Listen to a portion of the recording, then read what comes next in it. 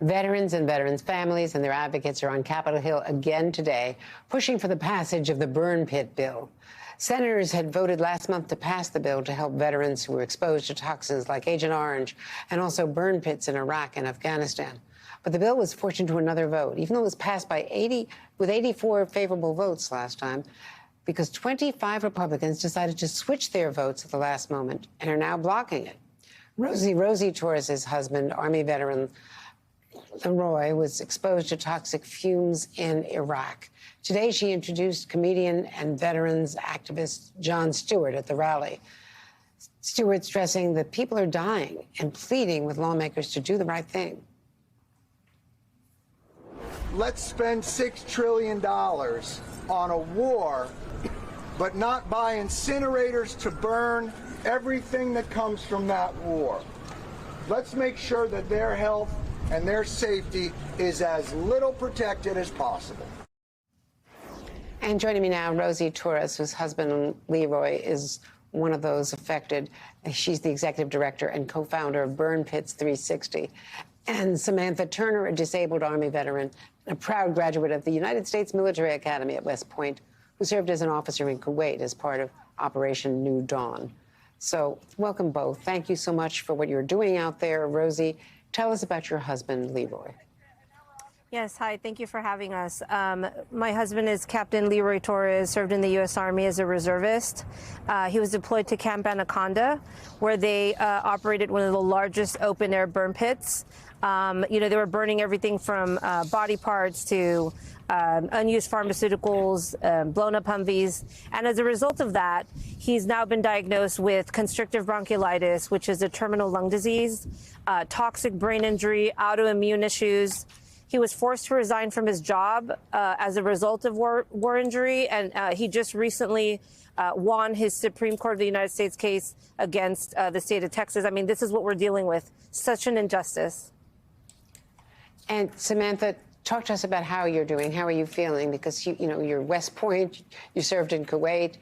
You're exactly, you and Leroy and so many others are exactly who we're supposed to be supporting.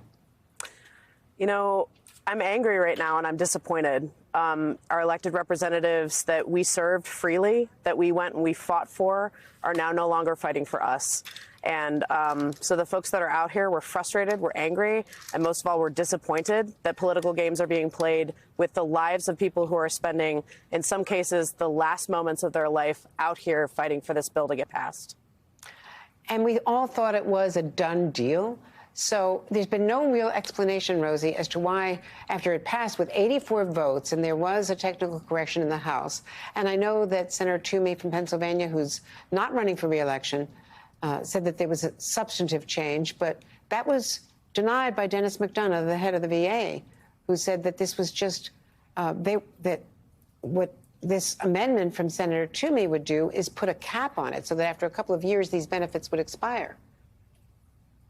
Yes, look, I mean, we thought we were calling a victory here on our way here to D.C., and unfortunately we had someone as horrible as Toomey to play with the lives of veterans. They're playing partisan politics.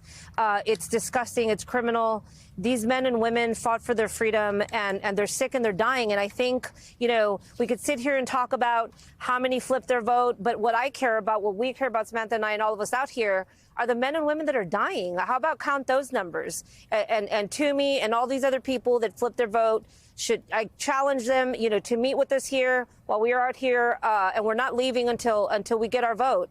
I also challenge them to go to the funerals of some of these men and women, talk to their children, talk to their spouses and mothers and fathers. It's disgusting. And Samantha, I'm told that you've been out there since Thursday. We've had some horrible weather, huge storms overnight in D.C. for several nights. You've been out on the Capitol steps or near the Capitol steps since last Thursday? Right. We've been out here. Burn Pits 360 is in the lead. We've been out here. and we've been what we call keeping a fire watch. We have a hashtag Fire Watch, which is something we do in the military when all of us stand guard for those of us around us. So all of us do fire watch the entire time that we are in a field. And what we're doing right now is we're standing fire watch for the millions and millions of Americans that have served this country. And we will do it rain, shine, snow, hopefully not snow, but rain and shine until this bill is passed. We're going to be out here. We're going to be protesting. We're going to be advocating for ourselves and those who served with us until this bill is passed. And Rosie, you've got problems now. Another senator has tested positive for COVID, Senator Cornyn. So votes are delayed, and they're supposed to go on recess. So what is your message to lawmakers about getting this done this week? Yeah, I mean, I think I speak for Samantha and myself, our message is that if these men and women who went to war and fought for our freedom didn't get to go on recess, they didn't get to go on sick leave or any of these things that these senators get to do, then neither should they. They should stay here until it's done and stay overnight if they have to, the way these men and women have been for a whole week on these steps. It's an injustice, and they have to stay to give them what is theirs. And a big shout out to Jon Stewart for what he's doing.